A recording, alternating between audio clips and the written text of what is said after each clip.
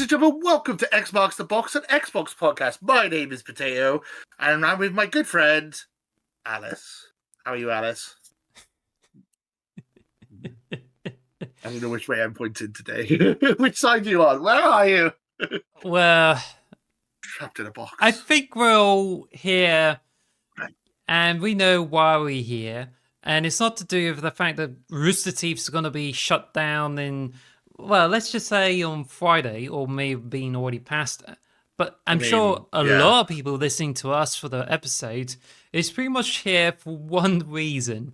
And I think we both know what's going to happen. Yeah, this is the most negative episode in the history of Xbox the Box. I think we both like to put a positive spin on things usually, but it's very hard to find a positive spin on the current Xbox news, which we will get into momentarily. I just wanted to say it's been a while since we last did an episode. How have you been, Alice? I haven't really spoken to you. How have you been? Have you been okay? Just doing okay. It's just right now, you said it's the most negative episode in the Xbox the Box history. Well, this is like the biggest down in like the Xbox history, and I think there's a lot of things going on. But that's something we're just gonna delve deep into it and talk about things there.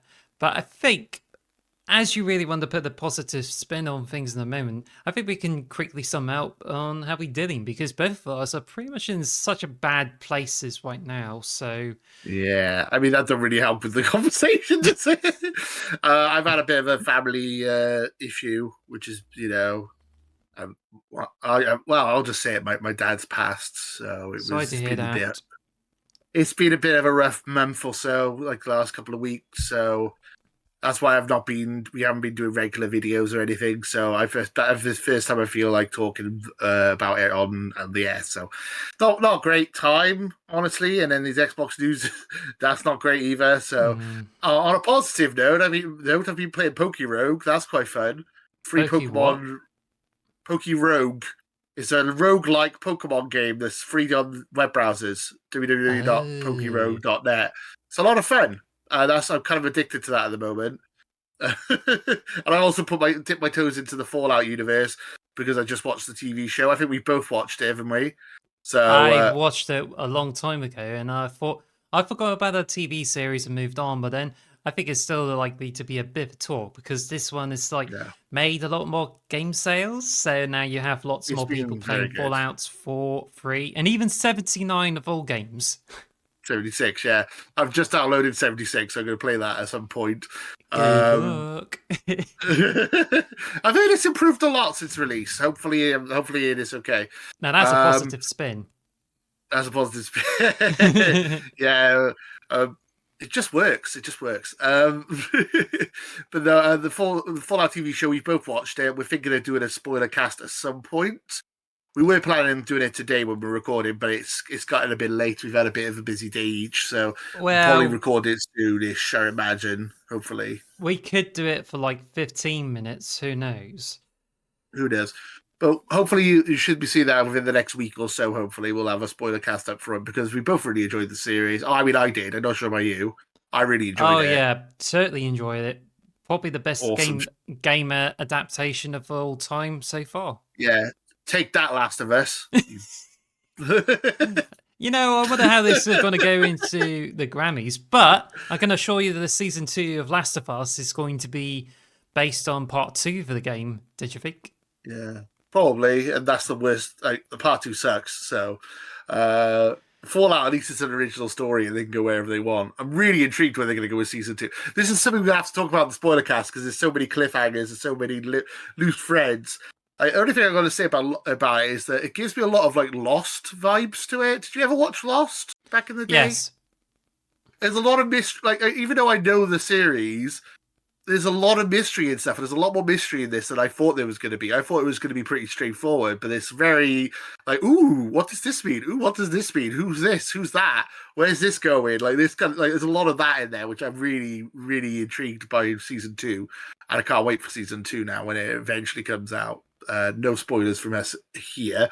We will have a full spoiler cast at some point where we'll go deep into the spoils. But I enjoyed it. I would have given it, if it was a video game, I would have given it 9 out of 10, 10 out of 10. I think it's very good. 10 One of the out of best TV shows 10. I've ever watched. Yeah. 10 out of 10. 9 or 10. Anyway, Depending on what mood I'm in.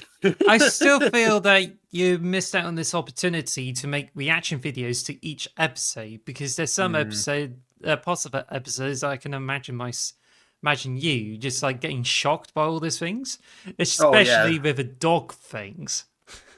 I love the dog. The dog. The dog's the best character. CX 101, I think. 106. I can't remember what number. 404. 404. CX 404. Hello, doggy. Speaking of dogs, mine just spoke up. Yes, you're the best dog. Don't get all. She's the best dog. Anyway, yeah, I really enjoyed it. Well, as I said, it's not been the best time for me recently. So I've just been watching out with my family. So we all enjoy it. So it's fun. It's fun, like me going, oh yeah, that's from the game, and this is from the game. In the game, they said this, and in the game, they did that. Mind so you, like telling my... I only like explored Fallout from like the Wikipedia level of information there. Well, not to say I've read all the Wikipedias there, but it's just learned it for like so many videos and stuff like that. Well, and I only spent a few hours into Fallout 3, so my knowledge same. is quite limited, really. No, but mine is too. Like, Starfield was the first Bethesda game I actually finished. Like, I never finished any of the Fallout games. I'm hoping if this rumored remaster of Fallout 3 comes out, hello, dog. The rumored version of Fallout 3 remaster coming out, I would like to play it again. So this is my dog, by the way. This is Pebbles. She's 15 and she's very clingy and doesn't like me talking about other dogs. Yes, the dog in Fallout is a good dog, but you're a good dog too, so it's fine. You let me do the podcast. Cool. Just as long as you don't mention an incinerator part, that will be fine. Oh, I know. I was like, oh, cute dog. And then it was in the incinerator. I'm like, oh, no. Oh. See, that's why you need a reaction video for that, but you just pretty much completely missed that out. That's fine. It's fine. It's fine. I don't really react to TV shows, but maybe next season. I did with Game of Thrones and I got no reviews at all. I got like 10 views maybe total. What are you doing? I'm trying to record. Calm down. She's all hyperactive at the moment. I think she's barking mad at the moment. Well, she's just been out for a long walk, so I thought she would have been sleepy, but she's quite wide awake at the moment. She's wired. What are you doing? Anyway, yeah, so Fallout TV show's been great. I really enjoyed it, and you've seen it as well. I've been playing a bit of Poke Rogue. I've basically I got a massive backlog of games. I should try and catch up and play some stuff, and then I've just ended up replaying Tears of the Kingdom, even though I've already completed it. It's like, oh, should I play God of War Ragnarok finally? Oh, should I play Ghost of Tsushima finally? Should I go back and finish Hellblade 1? No, I'm just going to play Zelda again, even though I already beaten it 100%. You know, it kind of makes it sound as if you kind of prefer Tears of the Kingdom to, say, Starfield. Oh, I did, yeah. It was my game. Well, spoilers for last year's Game of the Year video, but it was my Game of the Year, wasn't it? Yeah. I did enjoy Starfield a lot, though, and it does annoy me when people slag Starfield off all the time because like, it was a good game, and I really enjoyed it. So good it should be on like PlayStation 5? No, not that good. It should be exclusive to Xbox forever. Through PlayStation. Yeah. Well, you can play on the PC in the moment, so... Yeah, it's very true. But yeah, as I said, go back to Fallout stuff does make me appreciate Starfield more as well. I think Starfield is underrated. I think it gets a lot of shit. Yeah. Probably this video is going to get a load of dislikes for me saying that I like Starfield because that's what always happens. It's very you say the word Starfield and everyone goes boo or yeah, like let's go Starfield, and then people are like boo Starfield. It's like really a game that's this device. It's still people talking about it to this day and get angry over it. It's kind of crazy. Yeah, I think I've just like been laxing out, and I've been waiting on this whole iPad, trying to find a new iPad to buy. And speaking of which, earlier this week on the Tuesday, new iPad models have been announced. You want to know what they are? Go on then. It's an iPad Air, iPad Pro, and a new Apple Pencil as well as a new Magic Keyboard. Okay. I mean, only this time that iPad Pro goes from M2 over to M4 that has enhanced AI capabilities. So are you in the Apple ecosystem or the or the Android ecosystem then? Because that's like almost like a console war thing in its own right Well, it's an in the Apple mobile space. ecosystem, and Yeah, me sadly, too. still does not have any Mac OS for the iPads. Still on the iPad iPhone OS. too. Yeah. Oh, I just forgot my iPhone background is Fallout. You can't really see it because of the lighting, but I got a Mm, Fallout background. mm. Yeah. Um, yeah. I'm trapped in the iPhone ecosystem as well. I think I want to move over to Android, but I also don't want to lose all my stuff. That's how they get you, and that's the same thing that's happened with PlayStation. A lot of people are stuck in the PlayStation ecosystem, even though Xbox is better. Are you sure Personally, about that? are you sure about that? Like, cut the meme into the. Yeah. But yeah, that's all we've been really up to, I guess. Well, I can also add that I've been also been playing Halo Infinite so many Ooh, times, and recently I got into more firefights, so I'm like getting nice. a lot more XP. Just doing every single game of it on normal ranges between 3,000 to about 6,000 XP. And Let me guess get what? my Halo. I Well, noticed you're still on the maximum rank for the silver tier, right? I think so. Yeah, I've not been on it for a while.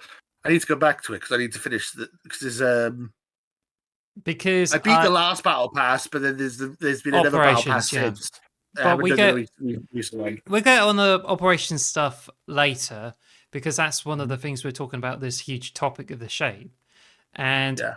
probably I just everyone will be like crazy. But me, I'm currently at the gunnery sergeant on Ooh, platinum. wow. Nice. That's all. I'm still on silver. You're on platinum, and Yeah, I feel like I've played this game a lot. So you play, I also played the alpha and the beta until max level on both the alpha and the beta for this game, and yes, so I'm just gonna, throw that in there too. And I got a second profile on my second account as well, which like bronze, I think, but still.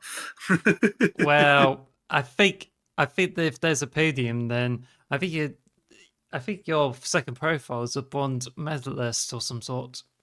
Oh yeah, yeah. I've barely got anything on there, but I thought it'd be nice to have a second profile just in case.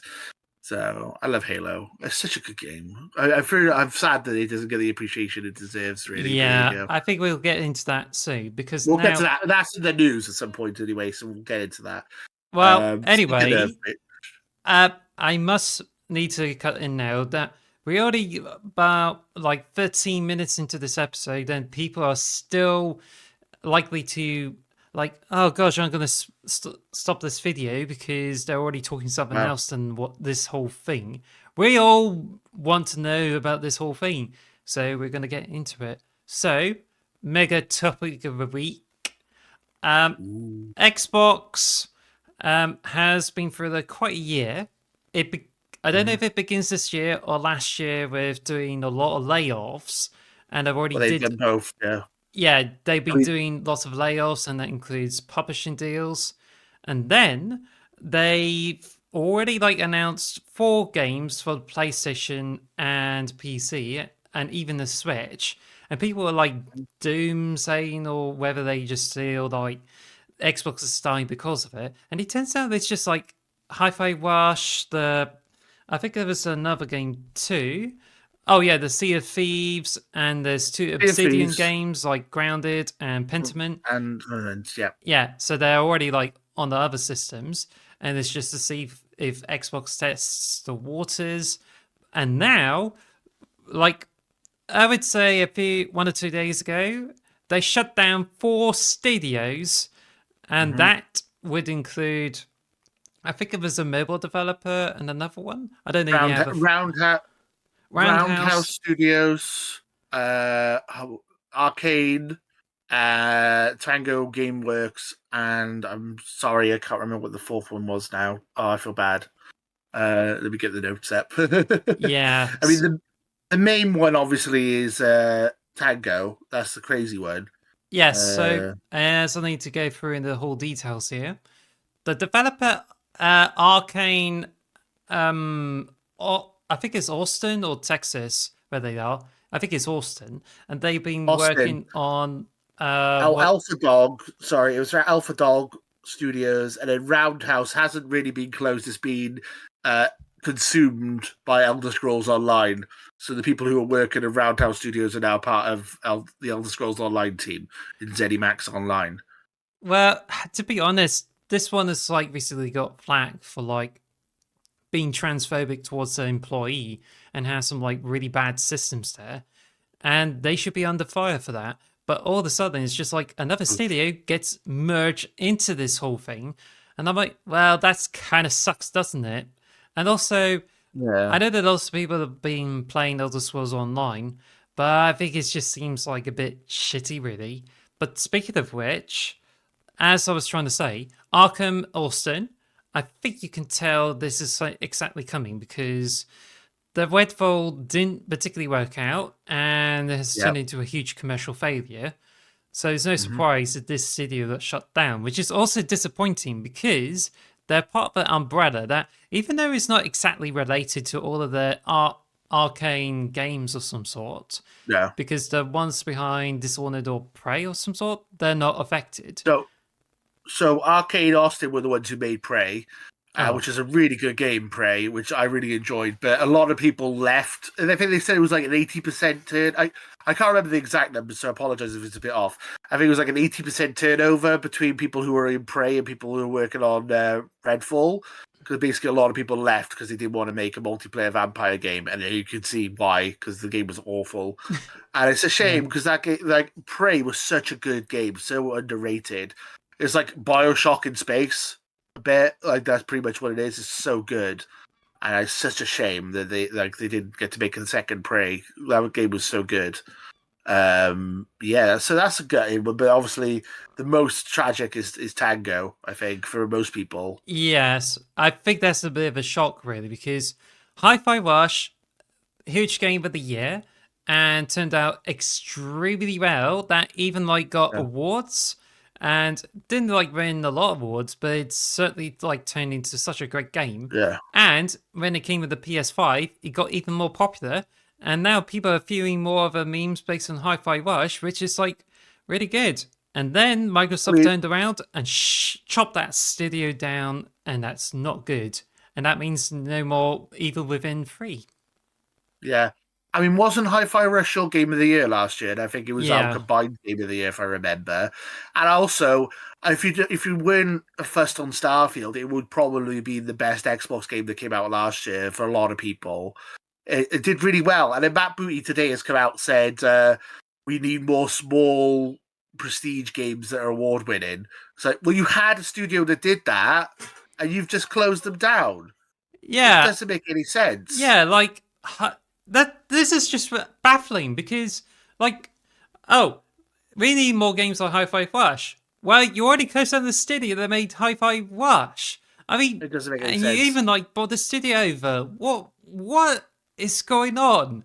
Like you're supposed to like keep in Baffling. studios to make those kind of games, and only for you just like close down studios that otherwise add something unique to the catalog. I mean, oh my Exactly. god.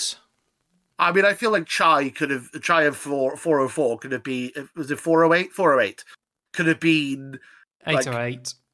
yeah, 8, they could have been like mascots for the Xbox brand. You could have had them on the box and stuff. It was such a successful game and it did really well. This is their only Japanese studio, and they were talking about how they want to get Xbox into Japan, and they've closed their only Japanese studio down. And it is a successful studio. They made one of the best games they released last year, and it sold really well, and it did really well. It doesn't make any sense. That's the one that makes any sense. I can in a way I can understand Arkane Austin being shut down because of Redfall, because Redfall was dreadful. Uh, but even then, I'm like, well, you shouldn't have really done that. You could have given them another chance because they were making a game that Bethesda wanted them to make. Like, because Bethesda were in like a, like PlayStation are in this live service mode now where they want to make a load of live service games. Bethesda was doing this about 5 years ago, where that's why we got Fallout 76. That's why we got Redfall. That's why we got Wolfenstein New Blood, I think it was. And they're basically trying to make different types of games to try to get new audiences in before they sold. and then Redfall was kind of like it was like a thing that just was still in development when Microsoft bought them.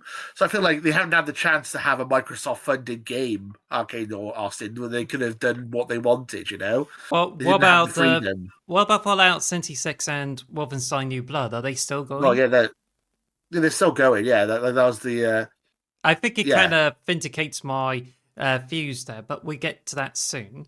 But yeah, with the Yeah. four studios closed down, we can safely say that Hi-Fi Rush, after they got over to PlayStation 5 and no longer Xbox exclusive, as well as them like their studio being shut down, you can definitely tell that this game is like the most fucked of all the four that's been affected by Xbox.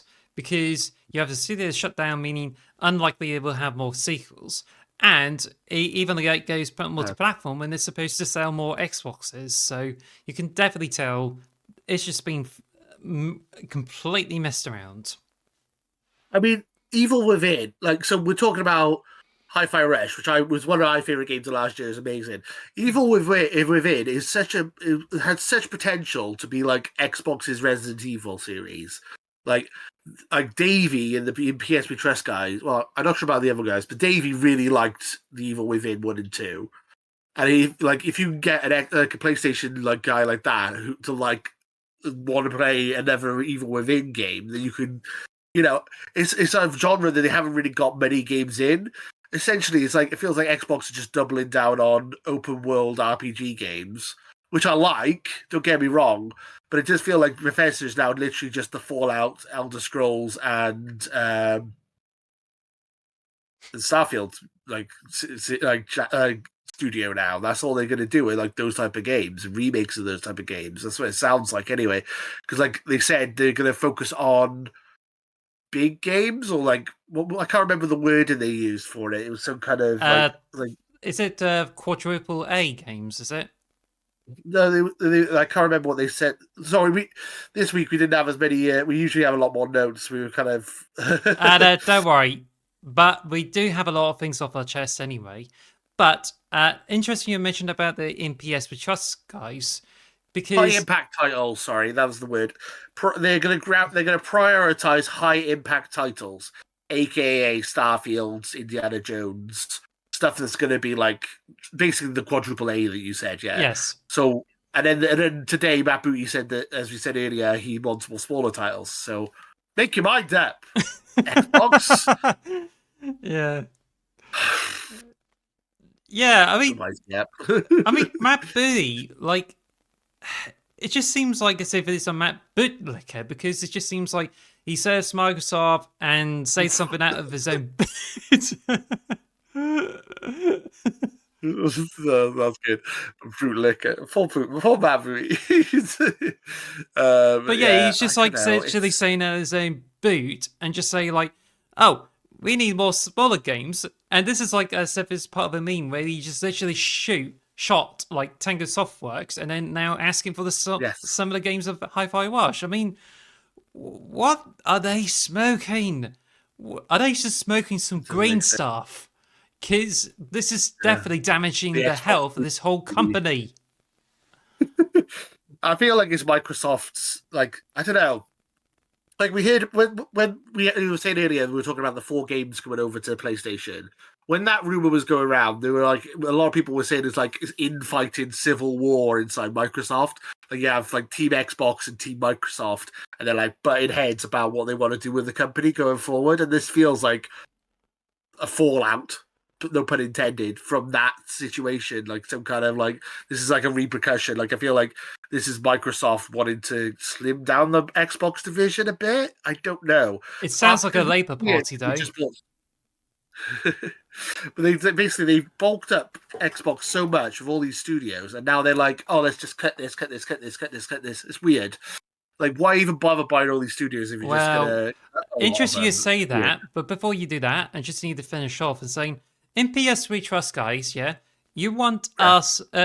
You're likely to bring Lewis over there, and I know because he's the biggest Xbox fan, and you definitely love to pull him in for some shits and giggles. Well, don't forget to bring me too, because I have a lot of stuff on my chest about this, and I'm sure we're going to make your episode lit. like the flaming hot edition of in PS3 Trust. Also, gayness as well. Gayness. What? Where'd that come from? Yeah, I think it's just because I'm easier to troll. Like, if you listen to their latest podcast, they're trolling me the whole way through it. Like, literally, like, oh, Lewis would do, Potatochief would do this. Oh, like, in the last episode, they were talking about how I'm a wuss because I don't like horror games. And they also said that I'm And yet you say the I'm a Starfield nerd, is an Xbox best. nerd. Yeah, you literally say the best Starfield is the best since sliced bread. Yeah, I would say the Starfield's better than Last of Us Part 2. There you go. That's a quote the PS Trust guys can go for. But anyway, but yeah, so you say that the Microsoft is being like slicing the company up, right? Well, just like picking off stuff. Yeah, yeah. I guess that's a good analogy. Recently, they're now planning for more cuts across the board, and that means jobs, possibly more studios being closed down. And yep, it's just I would say, what something something wicked this way comes. Yeah. You can definitely tell because there's a wicked rich for the West, and it's like, you know. Yeah, I mean, we're a month away from this big Xbox showcase, so they're going to be showing off all these new games. But if you like keep killing all these studios, then you like it's weird. I don't know. I don't get it. I don't get it. Like they got Game Pass, which is their subscription service. They want to get people in, right? Then they have a pipeline of all these smaller games and big games that get people into your system. But now you're killing off all the smaller games, but then you're saying you still need small games. It doesn't make any sense. And then you're selling your games on the PlayStation. Like, it just feels like Xbox don't know what they're doing at the moment. It feels like there's people going in multiple directions. I don't feel like they got one vision. They're not sticking to it. Like, as much as we can slag Nintendo off, you do they stick to one path and they just stick to it, you know. Whereas Xbox just seem to be a bit scatterbrained at the moment. They don't seem to, I don't seem to know what they're doing. What are you doing? No one knows what you're doing, Xbox. You're so confusing. We're the big fat Xbox fans. We're doing an Xbox podcast, and even I'm like, I don't know. I don't know what they're doing. I wouldn't consider myself to be a serious Xbox fan. So it kind of leaves you that you can tell by the background they use full-on green. Green boy. It's also because my walls crashed, so I need. Or they could be your eagle, flat, brimming in green. Yeah. But yeah, I would say it's just more like an Xbox Eagle box, really. I mean, yeah. I mean, again, I was listening to PS3 Trust this week. They were talking about how Xbox is going to just be dead in the next couple of years. I don't think that's the case. I just think they're moving into a different kind of market. It's weird though. The way I don't know how you can justify the Tango Game Works one personally. That's a weird one for me. And then also, as you just said, Double Fine. That's a worrying one. Yeah, that's right. And I was going to mention that I've been listening to the podcast episode. So as soon as this whole studio closures thing happened, I just turned to kind of funny games casts, which are now they got rid of the Xbox and PlayStation podcasts, which is a bit sad. They're not really depending on Rooster Teeth, but the Rooster's been bought out by someone else. But the kind of funny is already restructured, and now they're focusing on more generalized games cast. And in the latest episode of the kind of funny game cast, they said in the episode has Xbox lost your trust, they have said so many things, and there's so many things that I would definitely stick with.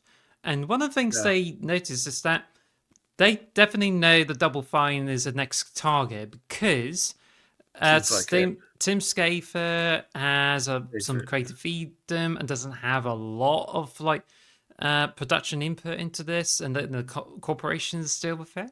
And also, there hasn't been a lot of anything new or interesting since they released Psychonauts 2 years ago.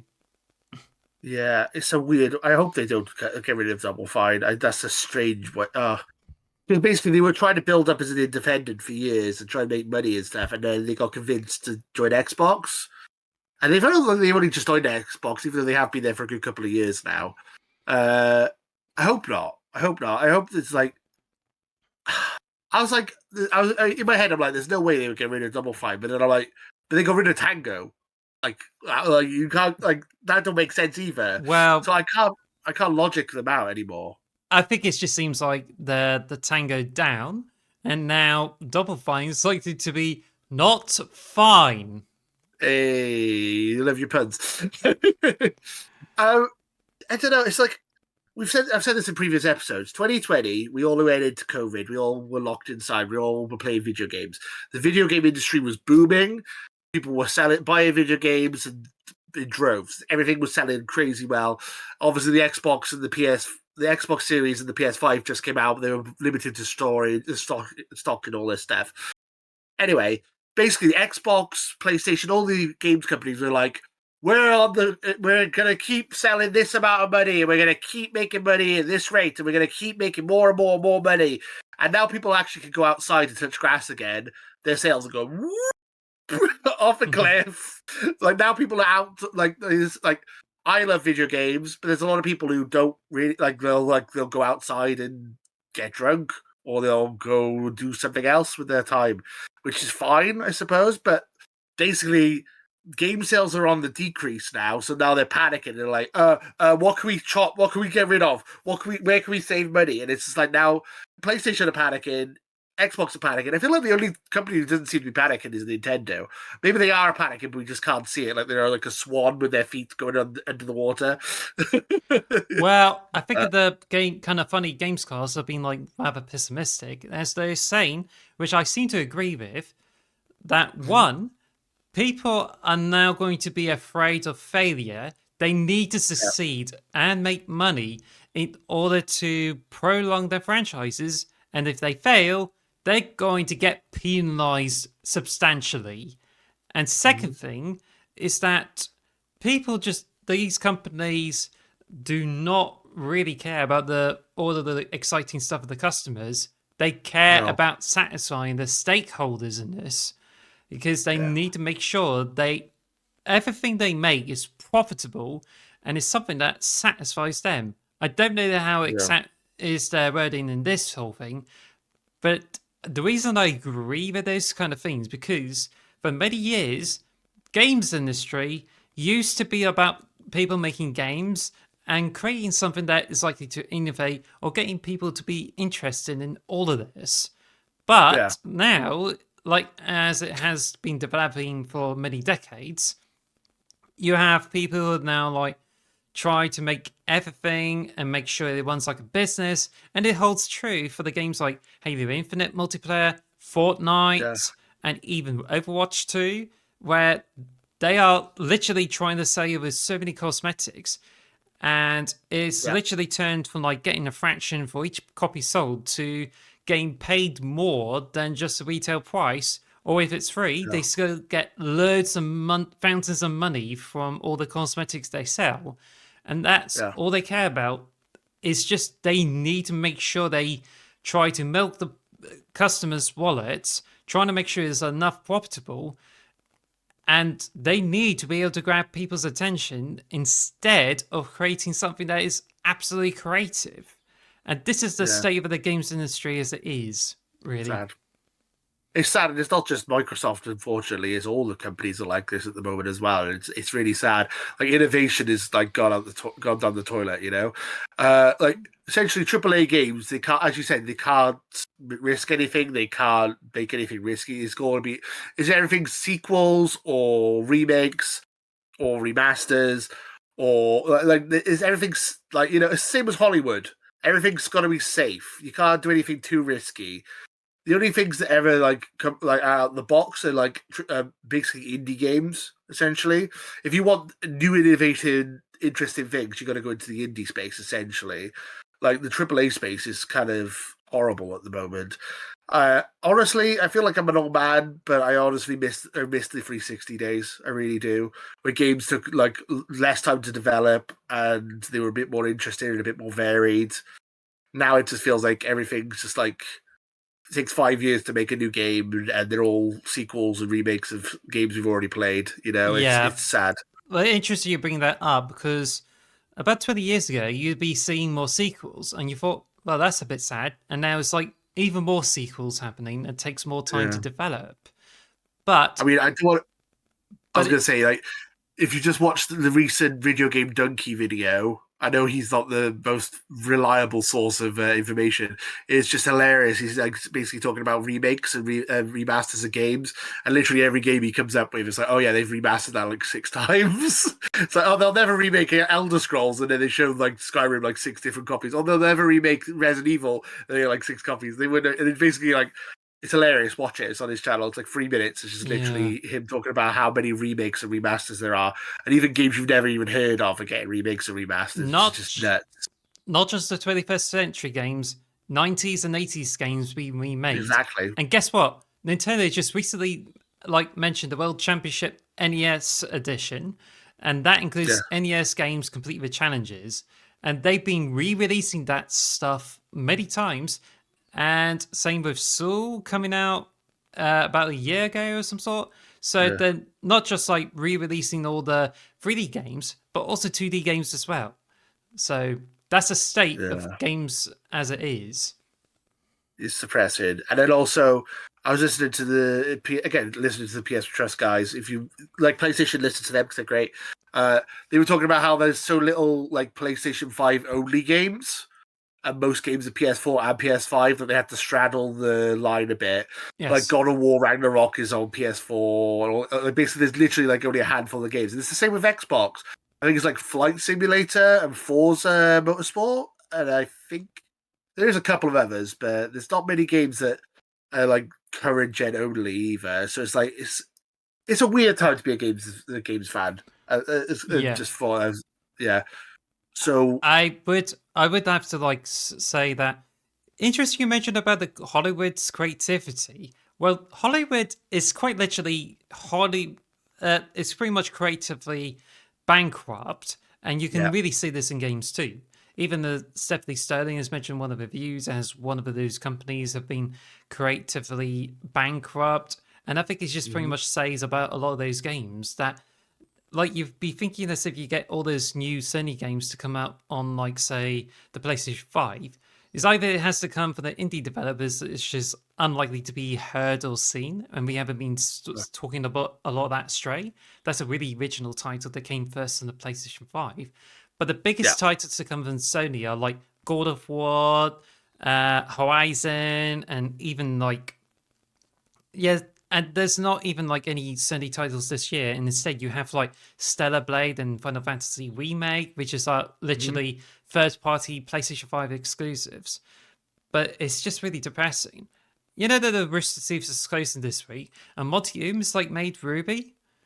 yeah, Well, he when I just looked back on his old videos, and he did some like really cool kung fu s thing, that like a bit yeah, like Matrix. And one of the yes, videos as I noticed as it was posted on YouTube, it's like there's a snippet that came from the video that originally came on game trailers, and he said that, well, I love to like do some original franchises, but the reason I made things like Haloid or something like that is because yeah, the Hollywood or any animation is film industry doesn't particularly trust on original ideas, and they yeah, have to rely on brands to make them relatable. And that's how Monty Hume got really popular with the likes of Haloid and Dead Fantasy. And even Ruby is just a plot that he doesn't particularly want to expand on so much. And yet he's been making some like stellar original franchises, which doesn't seem to get anywhere. So, like, even before his passing in 2015, he knows something is wrong with the creative aspect of the industry for decades. yeah. It does feel like we are just coming into an era now when it is just about money, microtransactions, season passes, $70 instead of $60, subscription models, uh, remakes, remasters, releasing everything on PC, and now Xbox also releasing everything on PS5 and on Switch as well. When it's just basically how can we get the most money out of the customers, and that's all it is at the moment, which is really sad. I know it has always been a business, but it did also feel like there was some kind of creative force behind it that wanted to make creative games. But now it does just feel like it is just about the money, which is just sad. And like closing down a team like Tango Games Works, it baffles me because I'm sure Hi-Fi Rush 2 would have sold really well because the first one was really popular and the second one would be even bigger, I think. Also, it just seems to allow for more reactionary creativity. Like with Star Wars, used to be under Lucasfilm and now it's like sold over to Disney. And guess what happened? Like Force Awakens is the nostalgia trip through Star Wars. Then The Last Jedi tries something new and tries something to be more like, let's just say, try to go against the capitalist thing or go a little bit different with the political things and do the opposite of what they feel with the original. And then Rise of the Skywalker scraps, retcons all of it, and then decides to go back to what Force Awakens works, and only to end up trying to regurgitate a lot of the things that could have been left in the past. And it just seems like as if they want to create things and they're just trying to react to the customers there, because it's just like as if they are listening to the outrage. It's like, well, lots of people have been complaining about it. We just keep on going and build an iron stomach. Or they just like listen to them a bit too much and try to modify the writing just to make sure they do sell without having to keep on going and risk alienating customers because of what they don't like. Well, basically, if you think about the original trilogy of Star Wars, you had 4, 5, 6, Return of the Jedi, New Hope, and Empire Strikes Back. That was all the Star Wars we had, really. We had a couple of little things now and again for like 30 years. Yes. And then suddenly we've got prequel trilogy, then sequel trilogy, then we got spin-off movies, then we got spin-off TV shows, and then it's just like, it's too much. And now people are fed up with Star Wars. Like Star Wars was like the most popular thing ever. Now it's kind of everyone's burnt out on it. And the same with the Marvel universe. Basically, I think Endgame was the peak, and ever since Endgame, people have kind of not really had any interest in it. Or a lot of people have dropped off, including myself. I used to love Marvel. I've kind of fallen off the peak. And it's just essentially just milk. And that's what Xbox sounds like they're doing with the, as I said, they're going for high impact titles. Essentially, like, what games could we just keep reselling over and over and over again? To me, that sounds like let's remake Fallout 3, let's remake Oblivion, let's resell Skyrim for the 100th time. Let's just, it's sad.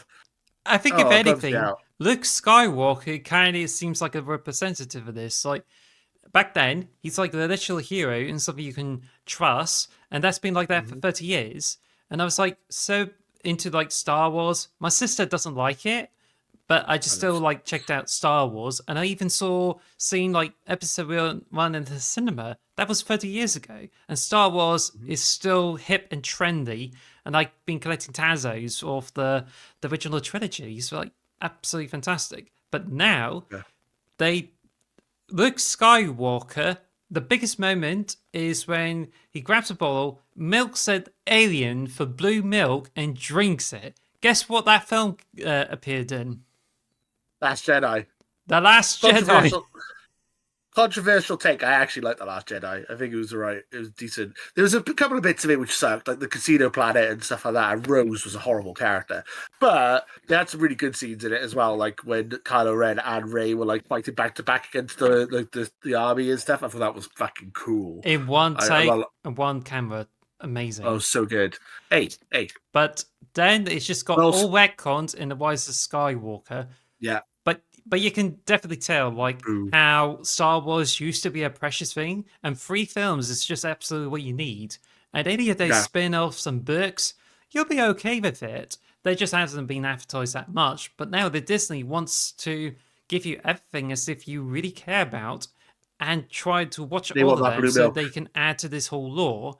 And yet, with the Marvel MCU, it used to be really cool. You got the Avengers, which is I thought it's impossible. But now it just seems like as if they've been throwing so much shit to it. And then they just forgot what made the MCU great in the first place. And now it Yeah. just seems like the last great thing you can get is X-Men 97, which is literally Oh the yeah. sixth season of a classic X-Men in the 90s. And I feel this is Well, what Marvel has been reduced to, trying to rely on nostalgia for success. I think it's also as like as we've been saying about milking franchises.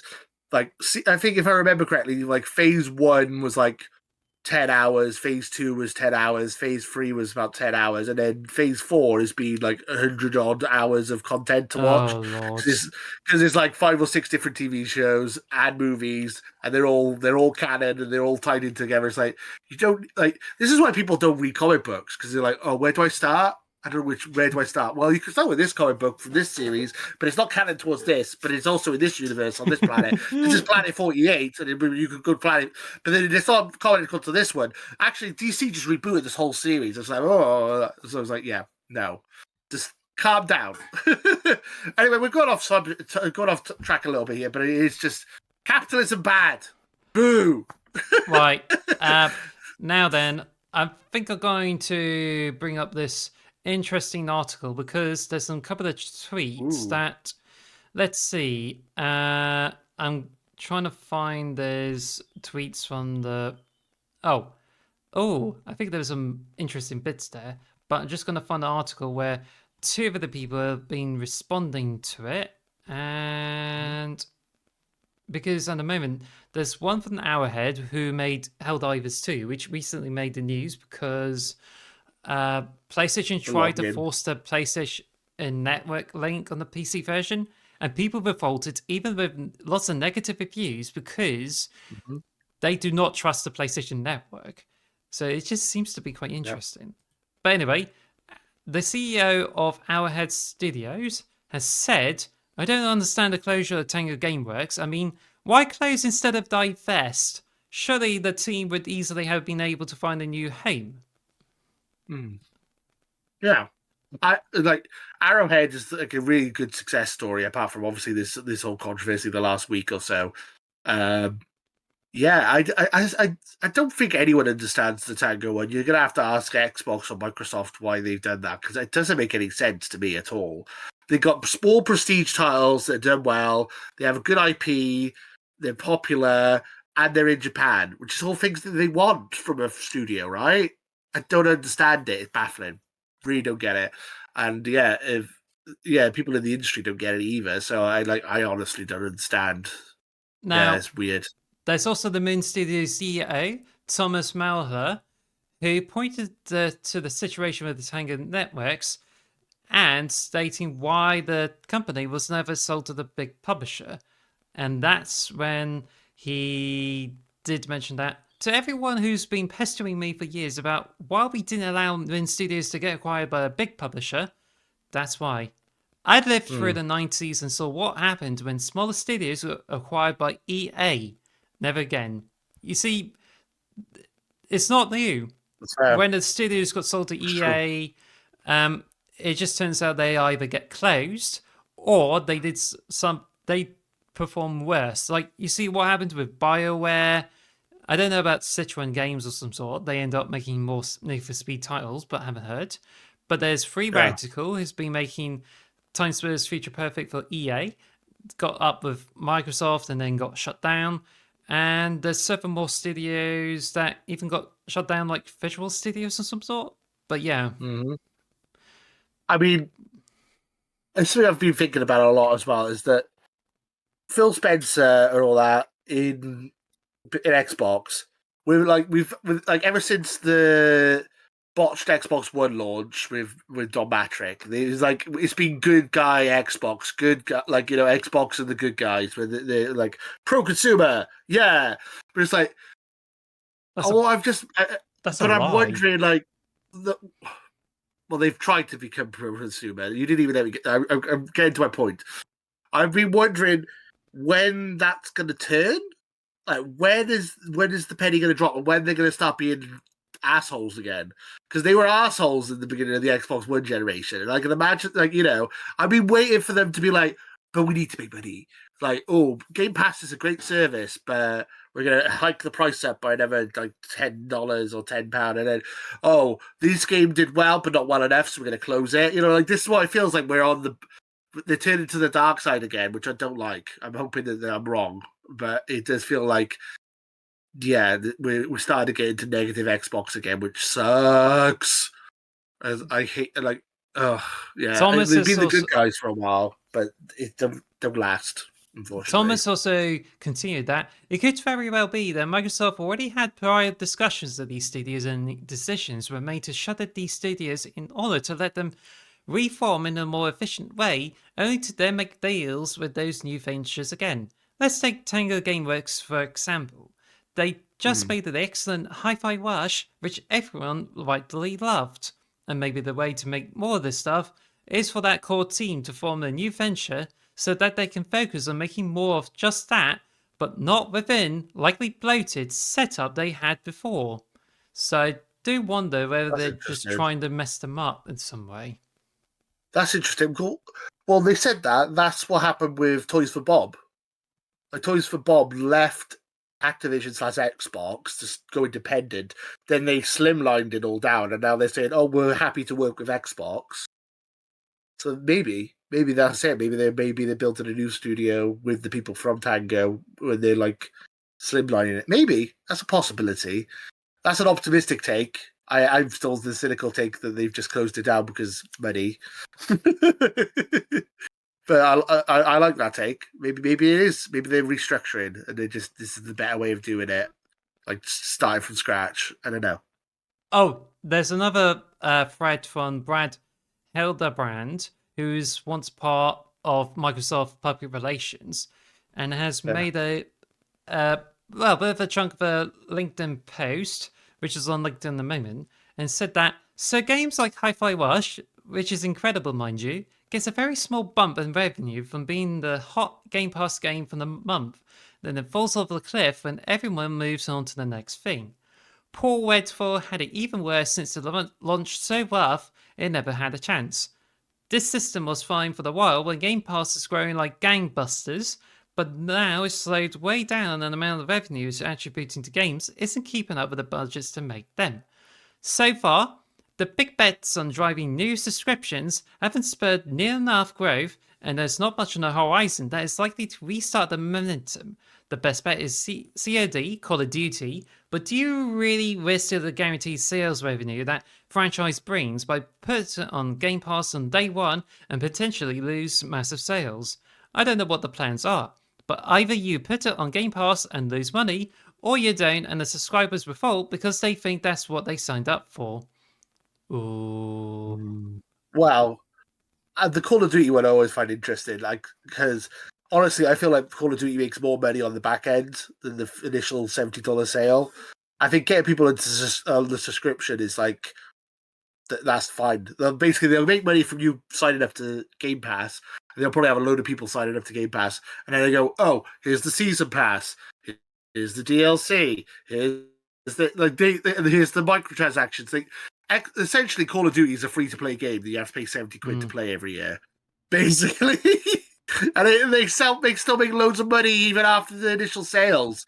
So I don't see that I don't see Call of Duty being a problem when it comes to Game Pass. It's the other games on Game Pass is the issue. That's the It's just the problem. best deal in gaming. That's the problem. It's the best deal in gaming, and it's like people are still not jumping. The more people on it, I guess. And like honestly, I think it's the best deal in game. I know you don't agree with me, but I do. Listen. That is besides the point. Like, I know the Game Pass really helps out with people, and for people to just like slag on it for like ruining revenue of the games is, I find that quite disappointing because I do feel it gives people more options to be able to try them. But my point I was going to make is that I know you'll probably be saying those things because I unsubscribed from Game Pass early this year, and I haven't got back to it. I'm happy with what I got, but then the real problem is not to do with like having so many games onto it, and it's not about like having huge franchises on it. You got to need to have new games coming over to the Game Pass, And if you got all the closed down studios that made huge hits like Hi-Fi Rush, I'm not sure Yeah, about Redfall, but they've been making like those great games and they bring them over to Xbox. But now these games either had their studios closed down or they've been yeah. sold at being bought over to the PlayStation 5 like Grounded and Pentiment, and I just feel like are they really trying hard enough to bring some new innovative games over to Game Pass? I mean, this Mm. is what they need to do. But at the moment, it just seems as if they're not proving the worth of this whole Game Pass when I obviously feel that they should be focusing to bring fresh ideas into the table than just like treating it as if it's the Netflix of things. It's like the Netflix, only you don't have a lot of like new stuff coming in. I mean, what's going on? I mean, they are bringing new stuff in every single month. I think that's a bit unfair. They do bring in new stuff all the time, but But then you I see a don't, I lot don't of think they promote. I don't think they promote it well enough. Is what I'm saying. I feel like Game Pass needs like a Super Bowl ad, or it needs a bit more mainstream crossover advertising. It feels like they're only advertising to us, the hardcore gamers. They feel like they need to promote it more to like the casual people who are like, oh yeah, you know you could pay £15 a month and play Call of Duty, FIFA, and all these hundreds of other games. Like that's a selling thing. well, I think your argument that just comes up like the You fact. can get people on board, but I don't feel like they're doing that. I feel like they only, like, as I said, they're only aiming for us. And we're like, well, I'm already sold. Well, I think your argument is like, well, they're bringing in new stuff all the time, but I think there's Yeah. been a lot of indie games coming in. But what I mean is like, what about Microsoft and Bethesda when it comes to bringing bigger games over and something that is likely to get marketed a lot? Like, are they gonna need much bigger titles than just relying on just indie games that is guaranteed to come on Game Pass? Like, granted, the Power World is good, but it hasn't been Um, marketed. But it got really popular because lots of people have been talking about it, and yet not a lot of people know about Game Pass, and they can. And the reason they signed up for weird. it is so they can play more games on Xbox. Except people are relying on Steam and the PlayStation more, but now it's just everyone. It's like now relying on mobile stuff and PC stuff as well. Yeah, I don't understand why the Game Pass has not been taken off as much as I feel like I adore Game Pass. I think it's a great service. Use it all the time. But maybe I'm an outsider. Maybe people don't play as many games as I do, or as different genres as I do. And they do bring new stuff on here all the time. It's like there's new games every month. I'll have to have a look what's up this month because I haven't checked. But they did just put Jedi Survivor on there, which is like essentially only came out a couple of months ago.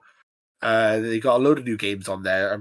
I haven't got the latest drop. I'm just having to see if I can find it Well, this week. while you're looking at it, There's, you said you were planning to play Fallout 76, right?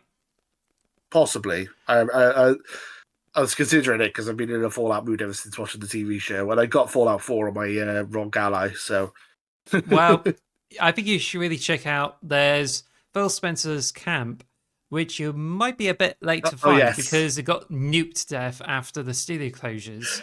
yeah, but that was hilarious. I love that. That's such a funny troll people do. They nuked Phil's camp. Uh, it's good stuff. That kind of stuff I really appreciate. I mean, that's really funny. I mean, yeah, it's hilarious. It's like this is for Hi-Fi Rush, you idiots. I was trying to bring the list up, but it's not coming up. Okay. Tomb Raider Definitive Edition. That's pretty good. Then you got Hellblade coming this month. That's the end of the month. Yes. Uh, Just Cause 4. Uh, that's a bit old, actually. Just Cause 4, but I can see what you're saying in some way, but I do think it's a really good service, personally. I think PlayStation's slowly catching up to it, which is nice. I think it's good for consumers because I've been working class background. I didn't have much money growing up. I would have loved this as a kid, just having a subscription where I can play hundreds of games every month, even if they are some smaller games or slightly older ones. I think it's a great service, It, and it's good for people who are a bit money strapped at the moment and can't afford to pay 70 quid for each single game. You know, well, it kind of yeah. reminds me that, like, you said that, like, back in the 90s, like, oh, I would love to have that. Well, there's such a thing called Sega Channel where for subscription, you put this cartridge, you hook it up with Aerial, and you download Mega Drive games into it. I think it's only like Nice. available in some countries or some sort, like the Americas.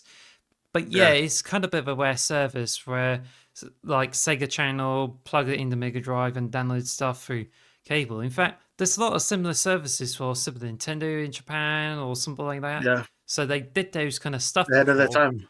But that was long before the internet, which is why it hasn't been advertised to a certain extent. I mean, you had Blockbusters, you had GameFly, you have all sorts of that as well. It's been a thing for people wanted cheaper alternatives, and honestly, games like Persona and all that, I would have played unless or Yakuza. I would never play Yakuza or Persona if I didn't have Game Pass. And they're two of my favorite franchises at the moment. I love them; they're both great, and I would never have even tried them if it wasn't for Game Pass. So there you go. That's the Well, way I see it, anyway. actually, Anyway, got you off mentioned topic a bit there. you Anyway, mentioned about Hellblade 2, and this is where we go to the next thing. Because with all the yes. closures and all the negativity around Oh yeah. Xbox, I think we could be looking at Hellblade 2, which is releasing this month, to be a Hell Merry. Ninja Mm-hmm. Theory has, as has been said in the kind of funnies Gamecast, Fun. they have it's been spent with a gigantic budget. It's been worked on for 5 years and has all the technology to make it such a immersive experience, and is coming on Game Pass. So therefore, it is definitely Hail Mary, and it is something that could keep the Xbox going because there's literally. Mhm. I don't think we can get lots of titles unless June's showcase comes up. That it just all boils down to September to December, where we have an influx of all those new games that comes on Xbox and the Game Pass. Yeah, I mean, they did say that there's 10 games coming this year, isn't there? This is the first of the 10. So, we're in the fifth month of the year. We're only just getting our first new game when there's 10 games supposed to be coming out this year. Come on, Xbox. Spread them out a bit better. There is the first half of the year, Xbox. Games can come out before June. It's so annoying. Yeah. Hellblade 2, I think it looks incredible. I'm very excited for it. But it is a smaller budget game with a smaller. It's like 50 like £40, £50, I think. It's 8 or 9 hours long. I'm really excited for it. I think that's perfect for me. I like a shorter game. I always complain about how I thought The Last of Us 2 was like 4 hours too long. I think like 8 or 9 hours is perfect for me. I think that's going to be great. But I am worried because this is not a game that's gonna. They're not going to be putting microtransactions in it or extra skins or DLC or any of that. It's a one and done thing. It might do really well. It might get a load of game awards and stuff if it's like a 9 out of 10. If this gets a 7 out of 10 like Starfield, I do think that literally they will be Ninja Fury is done. This needs to get perfect scores. It needs to be up there with the God of War Ragnaroks and all that kind of stuff as game of the generation kind of thing for it to stand a chance of Ninja Fury holding on. Honestly, I think, and I hope it does. I hope it is a game of the generation. I really do, but I'm not holding my breath. I don't know. What do you think? This is why I consider this to be the Hail Mary, because given all the negativity with Xbox recently, Hellblade 2 has got to succeed. I don't have any plans to play it on the launch day. I would imagine you would. But the original Hellblade, you said £40. Well, it's currently £25 on the Xbox store, which is now discounted as part of Xbox sales. So you can get it for about £6. So if you haven't had a chance, check it out. And then once you get to Hellblade 2, hopefully it will turn out great and something that is worth for the 5 years going into it. But we have to see how well, not to do with the review scores, but how much did it sell and how much profit would it make? Because we don't just rely on the Game Pass sales. We also base it on the retail sales too, especially on Steam. That if it ever works out, then Xbox will get on. But I think that this way that we might be able to see a bit of a struggle for Hellblade 2 unless Xbox has to show as if this is the most important game of the first half of the year. But if it's going to bomb, then Xbox is likely to be finished sooner than so. Yeah, that's worrying thought, isn't it? Also, I was just thinking about it. Just like it feels like this whole generation, we'd be like, Xbox are about to get out. This is it. This is the year for Xbox. This is the year. This is the year. This is the year. And they've had fumbles and like they dropped the bag and all that. I feel like this is the year where Xbox can nail it, and they got all these games lined up, and now they're getting rid of all these studios. It's like you're finally in the place you should be, and now you're backtracking, and now you're like scaling down. It's like no, keep this. This is the pace we want. Maybe put a bit more games early in the year, but this is the pace we want. We want like 10 games a year. That's great. Keep that up. Don't start going, we haven't been that successful yet. Let's cut it down to 4 games a year or 3 games a year or 2. Like it feels like we finally get to the point where we're actually having consistent games from Xbox, and now they're like, actually, that's not working. So you haven't even given it a chance to work. You haven't even given us a full year of consistent games yet, and it feels like you're backtracking already, and it's like, oh. Like it feels like we're finally in a good place for Xbox, and now you've done this, and now it feels like we're back to 2018 again. Bloody hell. Oh, so frustrating. It's so frustrating being an Xbox fan, I swear. Well, I think it's just like, all I can say is that I know you feel the Game Pass like deserves a lot of love, and you feel it's the best deal in gaming, and we hope it's true. We hope this is a case that it gives people more choice and more freedom to try out games. But the fact there's a lot of studio closures and there's even all the stuff going around that Xbox, the biggest titles to come to the platform, are going to be turned into Hail Marys. But I can assure you that, based on what I've witnessed here, it makes me more certain that Halo could finally get to the PlayStation, and it's more likely that the next generation. Yeah, I know. I can see your face. Oh, don't say that. Oh, but the next generation is that. Disgusting.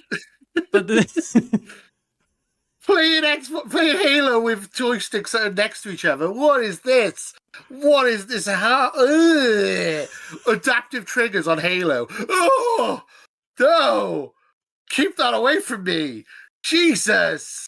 Oh, disgusting. I love PlayStation. I'm just joking. I'm kidding. I kid. But no, Xbox needs Halo's Xbox. Halo, don't do that to me.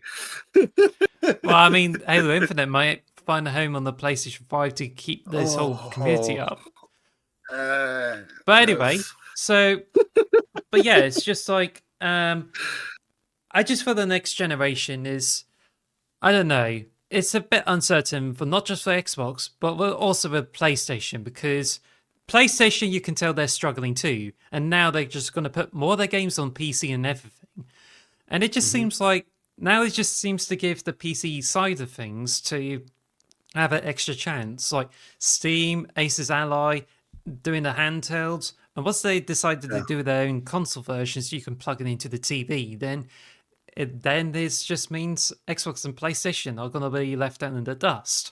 But I've been reading around, and I just feel like, why not just like don't go for the Xbox or PlayStation when you can just build a PC using components and fit it under the TV, and you can have all this backwards compatibility for all the titles, including the Steam, and you can play it on the screen.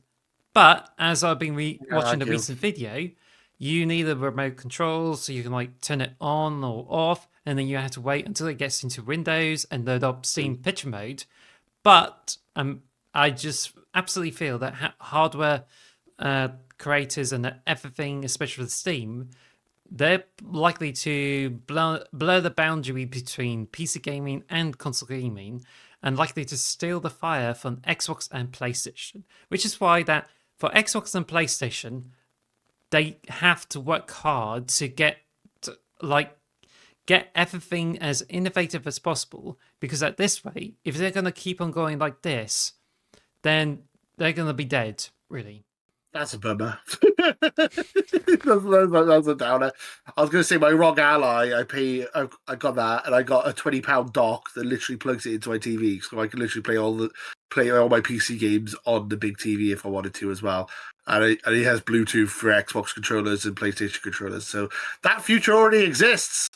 550 quid, and you can get a PC that runs on your computer, on your TV even. So I'm still yeah. looking to get a Steam Dock, probably for my birthday, but who Steam Deck. knows? Oh, Steam Deck's so nice. Yeah, it's weird. It just almost feel like the PC is going to take over for consoles, which sucks because I like console gaming. Hmm. And I do still feel like Xbox is more streamlined than playing it on the ROG. I do still prefer playing my Xbox over playing games on the ROG. But it's not far off. It's really not. If the what we were discussing the other day, that if Xbox brings their own UI to PC, where it's essentially just the Xbox UI and you just boot it up on PC, then I could just move over to PC, honestly. Honestly, it is the simplicity of the Xbox that makes me love it. And yeah, it does feel, yeah, I don't know. It's really confusing. This has bummed me out. This episode's bummed me out. It really has. I'm sorry. I'm sorry, audience. Hopefully next week we'll be happier podcast. I mean, if we're doing a podcast next month, there's going to be the Xbox showcase. That should be fun. The Well, last couple of Xbox showcases have been pretty good. well, bear in mind, I recently read up the news and said that Asus's next ROG Ally, they're not stopping there. They'll be doing ROG Ally X that has improved innards, and they're still looking to make Ally 2. So yeah, it looks like they are definitely going to step up the competition, and it just makes it more enticing for me to buy the handheld, because I think when you said about this handheld thing you got, Asus ROG Ally, I think you Mm-hmm. really selling me the thing, and I think maybe I would go that to cover all bases and even play Halo Infinite on the go, because in the moment, I don't think it works well on a Steam Deck. Who knows? No, I mean you can't. Yeah, it doesn't really have Game Pass on the Steam Deck. There's still issues with it. The ROG Ally, like ironically, we were talking about Helldivers with the Sony login. It's that kind of stuff you have to deal with still.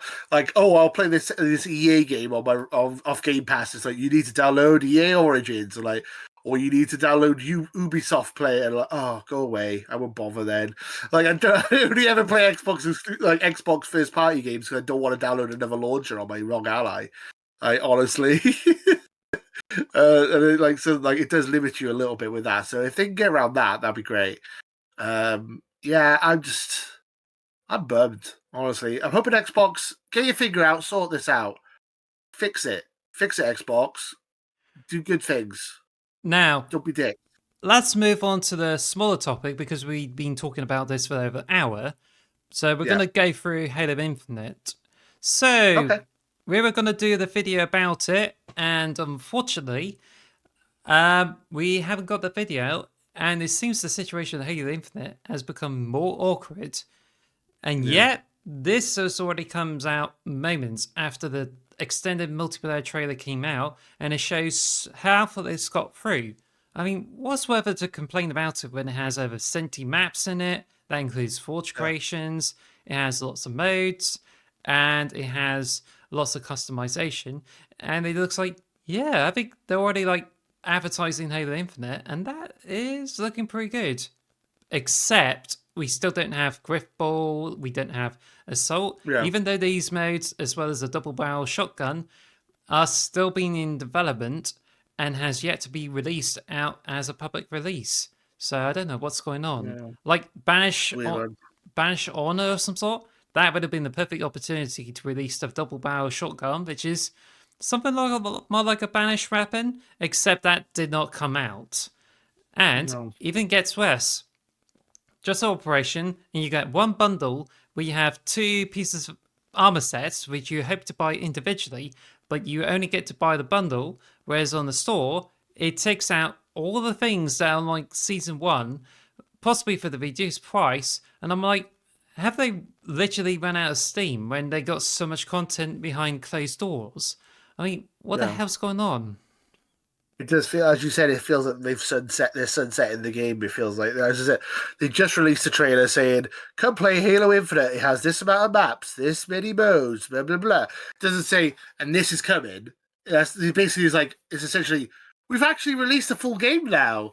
You know that game that we released with like not all the features you want in it. Now it has those features. It's like, great, free for free. Are you doing anything else? No. No, that's it. We're pretty much done. It's like, oh, okay. I mean, I like Halo Infinite. I really enjoy it. I play it a lot. We were just discussing earlier how you're a platinum member on there. You played it so much. I love it. It's a great game, but yeah, it does make me sad to think that this might be the end of content as we know it. I don't know. But then, You said they've still got stuff planned. Maybe. well, the fact they released this trailer means that shows they still care with it.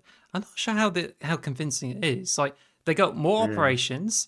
They only like give about 20 items. Like they used to be given a lots of content, and you get some like extra XP boosts. But now most of the operations are now Spartan points, which you can be used for the exchange. And yet they exchanged most of the items we already got. When we played season 1 to death, and yet it's just like, oh my gosh, it just seems like as if they look as if they're trying to scratch the bottom of the barrel when they got more stuff to go through. I mean, what the heck's going on? Like, it's just like they're sick of the operations. They don't want to give away too much stuff for free, and you have to pay for more credits, and you're not getting any through the operations. And it's just like as if they baiting you to spend more money on this game, and most of the new content is behind the paywall. So it's just, and now for the past few weeks, Banish Honor only has one bundle, no separate entries there, and they bring regurgitating a lot of the season 1 content on the shop, and it just seems like as if, well, the only reason you can play the game is just so you can play more Husky Raid, Firefight, and even Big Team Battle for bigger gains towards the Spartan rank. But if you don't care about Spartan career rank, then it's no point. So you might as well drop the game for Helldivers 2. I think, like, the dog's attacking me again. Stop attacking me, I'm trying to record. I think Xbox is being a bit short-sighted, to be honest. Like, I was just reading, there's an article that came out a couple of weeks ago that in 2023, 60% of games played are games over 6 years old. Like people are playing older games, playing games that last longer now, like go on over there, but like Fortnite and Apex, and like, you know, and I feel like Halo's finally getting around the corner. They just need to promote it more. Like the people will go back to play Halo if it was, you know, I don't know. I feel like giving up on it now when it's finally getting good is sad. Honestly, I feel like people will come back to it. I'm at least hoping they will. Yeah, I guess it's like now they got Call of Duty, they feel like that's their main breadwinner when it comes to shooters. I guess, I don't know. But to me, as I said, 60% of players play games from over 6 years old. So at the moment, and not playing anything new. So, like, you know, people have longer tails now. I think it's just already gotten to the point where people are now relying on older games because they're cheaper to buy, especially through sales. Even the Master Chief Collection, where you get all the Halo games without having to worry about the newer games like Halo Infinite. And I mean, the Game Pass like gives you like the wide range of titles, and it's filled with lots of old titles. I mean, you even get Xbox 360 games and everything like that. So if you pay for that, you'll be spoiled with all those games. Why? So much to play. Why not? Why go for the newer games if you can just catch up with the older games and know what the fuss is about? Like, I've got Mass Effect Collection, which I still haven't resumed, but it's still there for lots of hours without having to spend a dime on a new game. Games are getting so big that you eventually find the masterpieces of the games and just buy them, play them for hours, and not having to spend more money on a lot more games. Because eventually you end up having enough games that you do not need to spend any more money on any other game. And as you were saying, Fortnite, Halo Infinite, Apex Legends, you just need to play them and don't have to worry too much about the cosmetics, just as long as you have all the cosmetics. Like Halo Infinite, spent a lot of money Yeah. on cosmetics, got all I want, and then I keep seeing new content. I'm like, well, I just don't want to keep spending on it. I just Yeah. thought I would wait on sales, but then it's just pointless because I'm not getting a lot of rewards for all the playtime. I get more Spartan points, and that's only spent on like some other odd random stuff in the exchange. And I just feel like, why do I have to keep paying for the cosmetics when I'm not getting a lot in return? It's just paying more money for cosmetics when I got enough after all those seasons. I might as well play Halo for this for like hero rank and just not Yeah. worry about anything else. And you know the crazy Well, thing about it is that you go to a firefight, put it on the podcast, and just blast away because that's all you can do. That's it. yeah. I mean, I was going to say is I've always said it that video games peaked with Halo 3, or at least multiplayer peaked with Halo 3, because it was the last game where you could literally just go, oh, that guy has got 13 hidden skulls, so he managed to get the recon armor, or that guy must have done the Vidmaster challenge to unlock this helmet, or, you know, like you to unlock armor, you needed to do certain things. Whereas now it's like, here's your credit card, here's my credit card, take my money, I'll buy a helmet off you. And it's like, don't feel like ironically, paying for these items has devalued them in a way. Like, it doesn't feel as special having these items as to me anymore because I pay, I prefer to have unlocked them through the game, but that's just maybe me. And that's why I Well, think Halo 3 is the peak of shooters, because that was the last game that really did that and now everything is money. Well, Helldivers 2 kind of runs on the same principle, but it runs on an older kind Yeah. of system where you pay for the full price for the game, but you do not have to spend any money to unlock more stuff, just as long as you Yeah, keep playing it and unlock more stuff. Whereas the Halo that's is true. just like you pay more money on cosmetics, and now they're just asking for more money to pay for more of the content beyond the paywall, and it just seems like you don't get a lot of value out of this anymore. Unfortunately. But yeah, so Halo Infinite is. I'm still going to play it. I'm still enjoying it, but it does feel sad to me that there doesn't seem to be much more left of it. I feel like we're coming to an end here. This does feel like we're coming to a close, which bums me Also, out. Also, it just seems to be more depressing that at the time that the Helldivers 2 is released, one of the ideas that got canned by 343 is the Helldivers 2 style game, including ODST soldiers. Yeah, I heard And that. there's also like lots of other ideas. Like you used to have Halo Wars 2, Spartan Assault, and everything, and then somehow they're focusing on Halo main entries. And Halo Infinite it just seems to leave a bit of a sour taste on players' mouths, which Halo is now becoming the shadow of itself. Just like with the Rooster Yeah, Teeth, when there's Red vs. Blue used to be huge. Now they're just turning into a huge multimedia company, and then they just like the balloon went so large that it popped, and now Red vs. Blue Restoration came out this week, which literally concludes the entire story arc of Red vs. Blue. mm. I was going to say that also with Halo. It's like we were saying earlier that there's no imagination, there's no innovation, there's no pushing out. It's like they're scared to try different things. It's like, oh, why don't you make a Halo game that has flood as like a horror game with flood, or why don't we have a Helldivers game with like the ODST and all that? You never get that now because it's too risky. So, oh, where's Master Chief? Well, Master Chief wouldn't be in this one. Oh, well, no, we need Master Chief. He's the face of the company. He needs to be on there. He needs to be in every Halo game. Sorry, you can't risk it. You can't do anything risky. And then, ironically, the most risky thing that they've done is the Halo TV show, and that was shit. So, Also, as way. also pointed out by Mint Blitz, they said that because with the Halo TV series released, it didn't drive numbers up for even Halo Infinite. No. Only the new seasons drove up numbers, but because of their operations, there's not a lot of players coming to the service, and is set to get even worse. Whereas with Fallout TV Yeah, series, turned out so good, people are now going into playing Fallout games. exactly. If the Halo series was good, and they followed the story of Halo, did just make up their own canon and make up their own bloody stories, people would have liked it more and maybe would have actually brought sales to Halo instead of just Master Cheek's garbage. Like, come on now.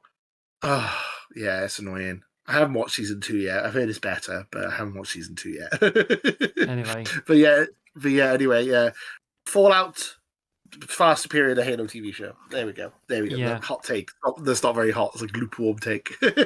And now we're just going to get the last part of our show, and we're dealing with the state of the games industry given the recent layoffs. Past year, there's the layoffs. Studios been closed. How do you feel about all this? I mean, we've basically been discussing it for the last hour. But we're talking about the Xbox Series studio closures. We're talking about layoffs with Xbox, PlayStation, Ubisoft, EA. Everyone. Embracer Group. Oh, Embracer's been the worst of the lot as well. Yeah, it's horrible. It's horrible. It's like, me and you, we both got degrees in games design. And it's times like this that makes me go, I'm kind of glad I didn't get into actually these games companies because I have no job security. Like these poor people, they're doing their dream job, but they're just like, any second you could just get dropped, you could just get axed. It doesn't feel like these jobs are secure in any way, shape, or form. I think you're looking for a fly or something. Like, what's going on, Alice? I've lost you. Sorry about the pause there, but apparently I had to get rid of 2 crane flies that went into the study room. So I tried to take them outside. Then I just took them out with some fly spray and just took them out. So nice. But anyway, I'm dead. Yeah. So anyway, just to round this up, is that Halo Infinite is just not looking too good at the moment. But with the release of the multiplayer trailer, maybe things might be getting better. I don't know. But we'll just shall have to see, especially with the showcase. But the next thing we're going to discuss is there's a lot of layoffs and there's a lot of stuff going on with it. So this is not looking good. Just the game industry in general, the shitty state of the game industry. It's bumming me out. I mean, we discussed it in quite a bit of detail through the episode. It's not great, is it? It feels like it's very more than ever. It just feels like it's all about the money. I know it always has been about the money because it's a business at the end of the day, but more than ever, it feels like that. It almost feels like we're coming up to a new video game crash. We had the video game crash in the Atari era. It feels like we're almost coming towards that again because it feels like everyone's struggling. Microsoft's struggling, Sony's struggling, Ubisoft, EA, Embracer, they're all getting rid of staff and stuff. And AAA games are too expensive to make, and they take too long. And if they're not successful, there's some massive they lose a load of money. I feel like we're in a negative space here. I think this is going to be a bad AAA space anyway. I think the indie scene is still fantastic, it's still booming, but AAA gaming is in the shit at the moment. It's not great. It's depressing. As I said, I wish we could go back to the 360 era when we were having quality games come out every couple, and games didn't take as long to make, and they were a bit more varied. I don't know. Maybe I'm being cynical. What do you think? I just feel at the moment that it's really depressing. I just feel like they're doing a lot of layoffs. My feeling is that they're probably just releasing more staff because they're not worried about the physical sales. They want to just do something else, possibly using AI to fill those gaps there. And they're likely to try to fixate on a certain games and keep them for longer. And I just feel like the whole Destiny thing just kind of kicked it all off, especially with Overwatch, because Bungie said that it'll be a 10-year venture with the Destiny, and used to be different games, but now it's just they keep the Destiny on with lots of microtransactions, and now this game is falling from grace, and now they're just having the final expansion with it. Mm-hmm. Yeah, live service is the downfall of the game industry. That's the newest fad in the game industry, and not many people are buying into them anymore. People need to they want people to invest in all these things, but unfortunately, time is finite. People don't have an infinite amount of time to play all these live service games. I play Halo Infinite. That's pretty much my multiplayer live service game. That's it. I don't play anything else. I play other games that are single player and stuff. And I'm sure there's people who just play Apex or just play Call of Duty or just play, they have that one game they go back to on a consistent basis. No one has time to do all the live service games. Like, it's too much. And it's going to, as I said, the bubble's bursting for live service, and I feel like the live bubble's bursting for AAA as well. Because, like games like Hellblade, we're worried about Hellblade 2. Maybe it'll be super successful and it'll do really well and we'll be happy, but I have a bad feeling that it's going to not hit expectations. And that's going to be a problem. And then we're going to be back where we started again, It's it's a worrying time to be a gamer, to be in the game industry, to be outside the game industry. I mean, 2023 was probably one of the best years in gaming history, if you want to find a positive note. We had a lot of really good Game of the Year contenders, and it was really stacked year. Maybe 2024 has not been quite like that. We've had a lot of layoffs and stuff, but, I don't know. Maybe I'm being too cynical. Like, with games like Baldur's Gate and Tears of the Kingdom, maybe I am being too cynical, thinking that we are in the shit because, there is still diamonds in the rough, Well, I I don't know. think I think you have to bear in mind that there's layoffs happening with all the companies, and now the game industry wants more people, but it just seems like as if they want perfectionists in this whole thing and try to suck the passion out of game devs. It's just almost as if it's a bit of a sweatshop.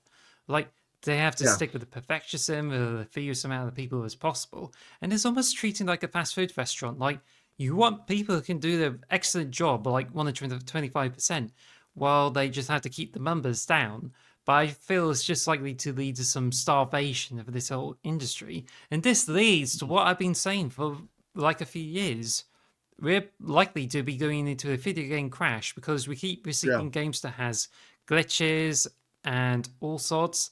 And there's some sketchy models that go against the consumer. And you can already tell, People, with Halo, used to be a fantastic game, but now you have Halo Infinite going to the levels that goes against the consumer and dealing with more profits for the stakeholders. I mean, yeah, the stakeholders think that customers will just keep buying their shit, and people won't. People have had enough. But, not everyone. Pebbles, for God's sake. Microtransactions and season passes and all that. People have had enough of them. They're sick of them. People just want to buy a game and have it and own it, and that's it. And then but then they put the price of games up to 70 quid as well. As you said, it does feel like we're going to be coming up to a second video game crash. I don't think it's going to be as severe as the first one with the where it looked like the game industry was dead forever. But it does feel like we're getting to that kind of that stage here. It's I just sorry for feel being all doom and gloom, guys. I'm sorry. I feel it just But comes to the stage where the higher ups and the elites and everything seems to have a lot of advantages, and they even have AI, which means they have a lot at their disposal, whereas a lot of us in the lower end of the spectrum seems to be don't have the future and don't have a lot of hope. And I think this is what the kind of funny games cast said. They feel that people who have been laid off are likely to be very anxious, very scared, and we do feel for them, of course. We at the Xbox Box do feel about that. But they've been worried about health insurance, they've been worried about benefits, and worried about whichever the jobs they can go for. And it just seems like as if they don't have a lot of prospects. If they've got a lot of skills of the games industry, only they've been laid off and cannot find any other studios, it just seems like they're just not having a lot of chance to get back into work for the games. And it just feels like their futures are being compromised because the studios keep limiting their numbers, and it just seems as if they're just looking for those kind of hacks or trying to focus on the fewer amount of the games just to deal with familiarity into this whole thing, when they're just really screwing over the people who worked so tirelessly to make the game work. And now they're just expected to be perfectionists to work in the field and deliver great results. But the margin of them getting laid off or getting fired because they're not doing enough, it just seems absolutely high. And and I just feel that with that, the layoffs and everything like that, it's ruining the games industry as we know it, and it just leads to a lot of creative exhaustion with this whole industry. We don't have a lot of the games to look forward to. Even I'm not. I used to like enjoy games as a coping mechanism, and I thought I would be as a game designer. Now it just seems like the games industry is like you have a high amount of expectations, or otherwise you'd be treated like shit. And it's just like, well, there's no point. I can't trust any of these people anymore. So why should I just go into the games industry knowing that I have to work really hard, but it's impossible for me to stay on without getting fired unless I have to go into absolute senior levels of management. Yet I'm all Yeah. left trying to make sure the franchises keep on going on with some really old games with a lot of microtransactions on. And it just seems like we have to survive. Except we're here to make games and contribute our imaginations to those games. Yeah. I agree with everything you're saying. As I've said earlier in the podcast, it does feel like in the 2020 we're in like a boom period. It felt like everything was growing. We were on the up and up. We were expanding. The game industry was getting bigger and bigger. And now it feels like, oh shit, not as many people are buying games now. We got to shrink again. We got to start cutting back, and everyone's penny pinching here. It does feel like as you said, going into some kind of like crash. It does feel like we're coming towards a crash in the game industry. And yeah, and then they're like, oh, we got to save money somewhere. Where do we save money? I know, we get rid of the poor people, the people at the lower end of the business. Don't cut the CEO's money or anything. No, we'll just get rid of the game testers or bug fixers or basically people who are like on minimum wage. Essentially, we'll get rid of those ones instead of cutting the paychecks of the higher ups. Like that's the way they save money. It's just cutting jobs, and it's fucking sucks. Honestly, I hate it. I'm bummed out. I'm sad. I'm gonna play Poke Rogue. Yeah. They'll cheer me up. Bloody Yeah. hell.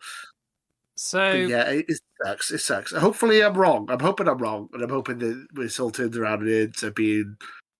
Yeah, I'm maybe I'm hoping I'm being too cynical, and actually, it's all. I think it's just at You the moment that everything just seems to suggest that games are not that fun anymore. I don't find it fun to know. develop them anymore. And now I'm just relying on the games as a coping mechanism, and I just don't feel like I want to try any other games. And now it just seems like games are not that exciting to look forward to. In fact, I'm just more interested in buying stuff for my own flat or getting new furniture. And I don't really want to sit down and play games all the time when there's something else that I should be more productive with. But I I just mean, feel, but I just feel this has gone to the point where there's no point having to think about games. I mean, I don't feel that way personally. I feel like me personally, I feel like that's how I feel about AAA space, like the main AAA space of gaming, like EA games, Ubisoft games, and all that. I'm like, no.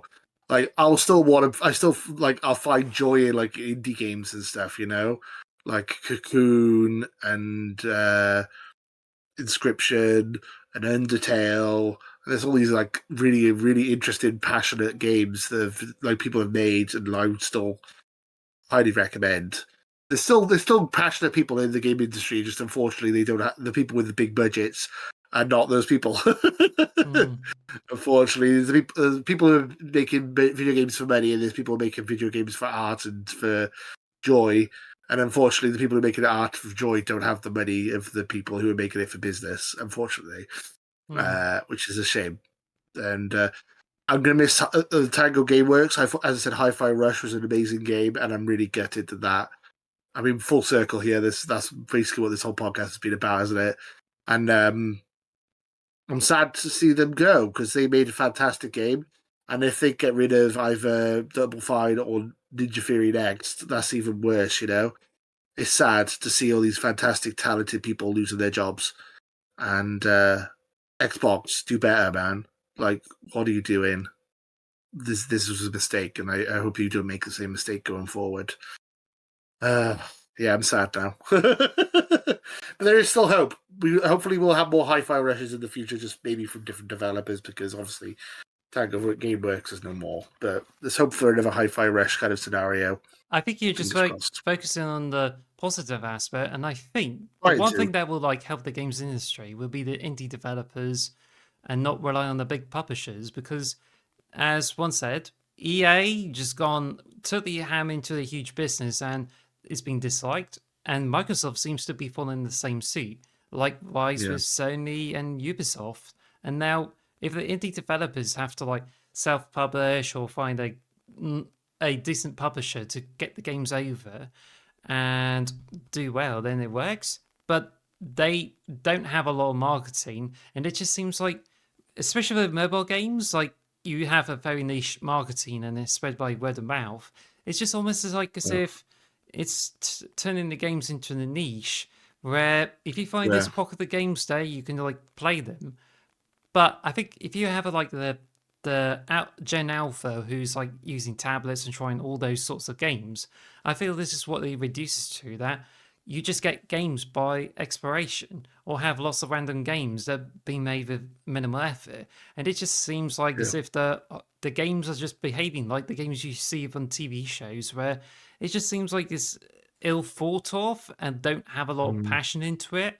Whereas back in the days, just like you make games and make really good about it and you'll be loved for it, and games are just turned into a huge entertainment industry, but it's just almost as if it's all peaked and now it's just going into the nosedive, and it's not a very good thing to think about, which is why for the next generation it's just like, I feel like getting the Switch Pro, but I just don't feel compelled to even get a PlayStation or Xbox when there should be ways to build myself a games console out of PC parts and get the games there.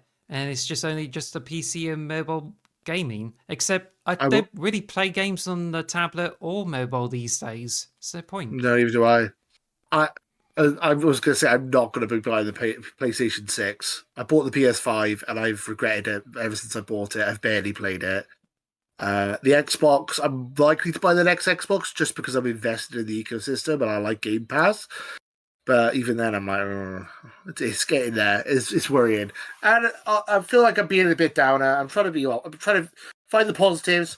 Like as I said, last year we had Baldur's Gate, we had Alan Wake 2, we had Zelda Tears of the Kingdom. I like Starfield. There were some really good games last year. I'm hoping, and this year we've got Hellblade 2, Indiana Jones, Avowed. We've still got some games coming, so I'm hoping that, fingers crossed, it's not all doom and gloom. I'm hoping, but these studios closures are a bummer. I'm hoping this time next month when we have the game showcase, I'm going to be a lot more positive and a lot happier because it's going to be like, ooh, look at all these great games that Xbox has in the works, and I'm hoping that will be a happier podcast. I just want to try and leave it on a kind of a good note, really, and this fucking sucks, honestly. And I'm sorry if you were part of one of these studios that being closed down, and it bums me out. And as I said, I'm hoping that better times are ahead. I hope. Fingers crossed. Anyway, we're now down to the last question, and I'm going to ask you. One question. There's some speculation that Microsoft could be changing from Xbox to Xbox Gaming. Do you feel this is a possibility? I haven't heard that rumor. Yeah, it wouldn't surprise me. I mean, the Xbox brand is quite a big brand. Is like name-wise, it's name recognition. It makes sense to move Microsoft from like the gaming division of Microsoft just rebranded it as Xbox. That kind of makes sense. Like Xbox is no longer about a box.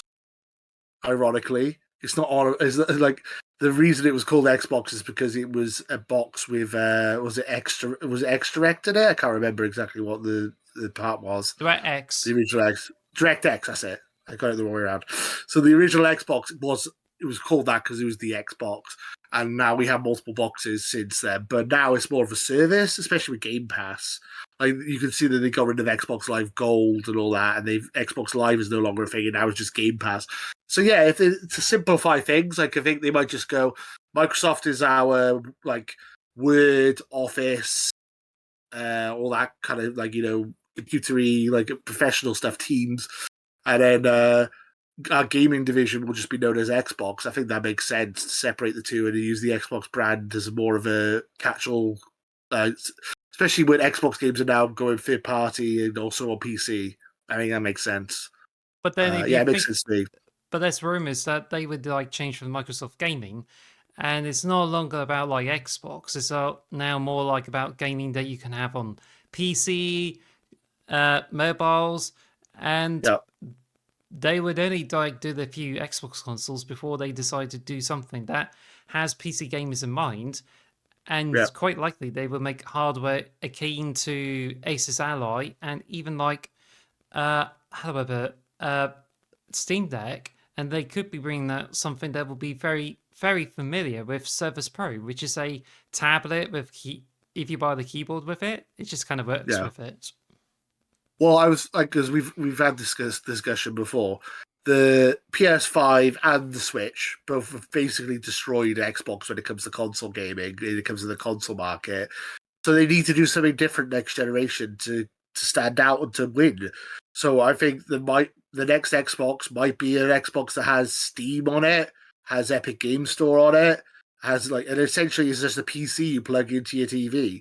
I see that being the future of Xbox. Essentially, the next Xbox console essentially just being a PC tower that you plug into your TV. I mean, that's essentially what they are now, but the operating services is PlayStation and Xbox on them.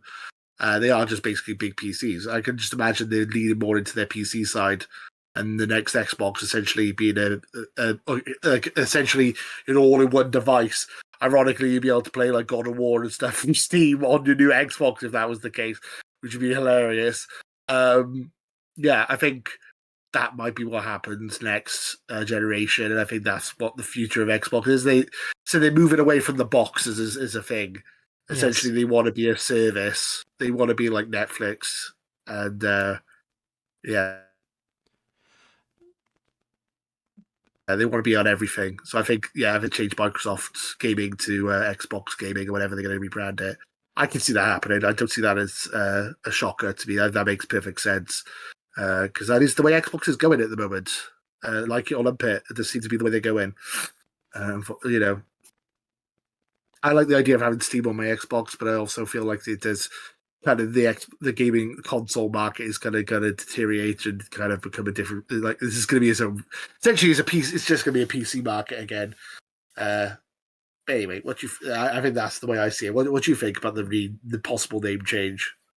I just feel that it could be a bad thing because they're likely to kill off Xbox as a whole thing, not just a brand. And it means like they could like kill off the console market and end up like supplying other ways you actually can enjoy PC gaming.